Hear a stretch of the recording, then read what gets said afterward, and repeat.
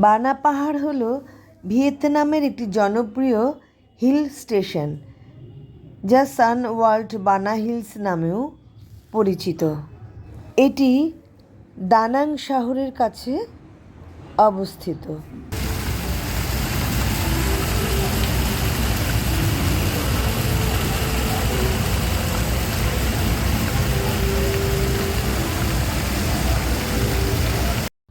উনিশশোর দশকের গোড়ার দিকে ফরাসিরা এটি একটি স্টপ অ্যাওয়ে স্টেশন হিসেবে তৈরি করেছিল।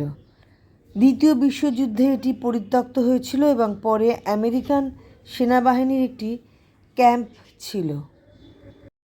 এখানে একটি আইকনিক গোল্ডেন ব্রিজ, ফরাসি থিমযুক্ত গ্রাম এবং কেবল কারের মতো অনেক আকর্ষণ রয়েছে।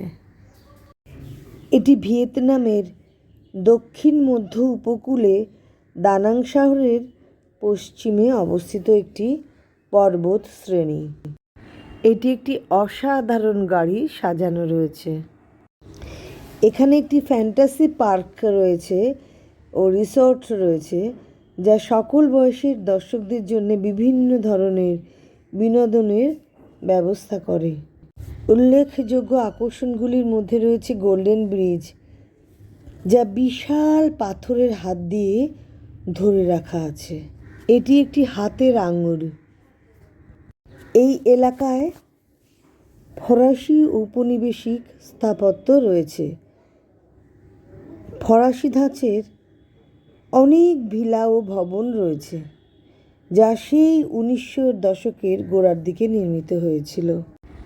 এটি আর্টিফিশিয়াল ফুল দিয়ে সাজানো। দানাং থেকে বানা পাহাড়ে যাওয়ার জন্যে গাড়ি বা অন্যান্য পরিবহন ব্যবহার করা যেতে পারে এবং কেবল কারে করেও উপরে ওঠা যায়। এখানে একটি মনোরম এবং ভিন্নধর্মী পরিবেশ উপভোগ করা যায়, যা ভিয়েতনামের অন্যান্য স্থান থেকে একেবারেই আলাদা।